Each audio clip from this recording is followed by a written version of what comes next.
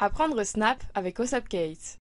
Lors des tracés avec le stylo, il est possible de préciser différents paramètres, la taille, la couleur et l'intensité du trait. Commençons par la taille du trait. Le bloc, choisir la taille pour le stylo, permet de fixer l'épaisseur du trait.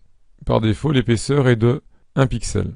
Si nous mettons la valeur 5, nous obtenons cette épaisseur et la valeur 10, celle-ci.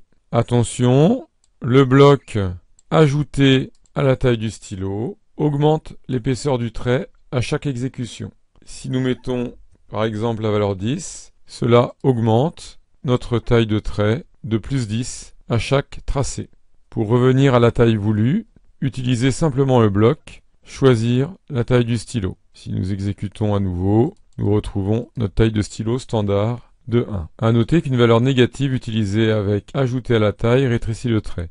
Supposons que l'épaisseur de notre trait soit de 20. Si nous mettons le bloc ajouté avec la valeur moins 5, chaque exécution va diminuer l'épaisseur de notre trait de 5 pixels. Ici nous avons une épaisseur de 0 pixels, donc le trait n'est plus visible. Pour spécifier la couleur du trait, une première possibilité est d'utiliser le bloc mettre la couleur pour le stylo. Il suffit alors de cliquer sur le carré de couleur et de choisir celle que l'on souhaite. Une autre possibilité consiste à utiliser le bloc choisir la couleur pour le stylo. Ici la couleur est codée à l'aide d'une valeur comprise entre 0 et 100, comme nous pouvons le voir sur la palette présentée ici. Si on met la couleur du stylo à 0, on a une couleur rouge.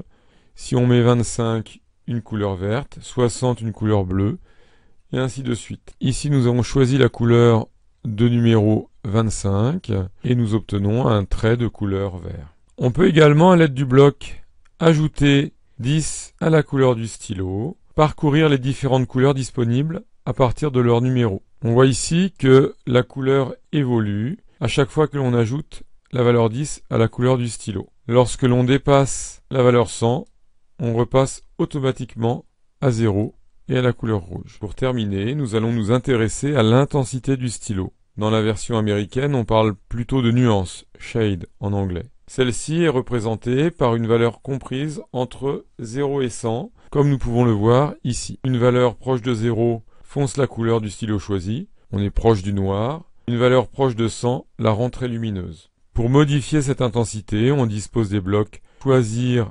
l'intensité pour le stylo et ajouter à l'intensité du stylo. Le mode de fonctionnement est le même que pour choisir et ajouter à la couleur du stylo.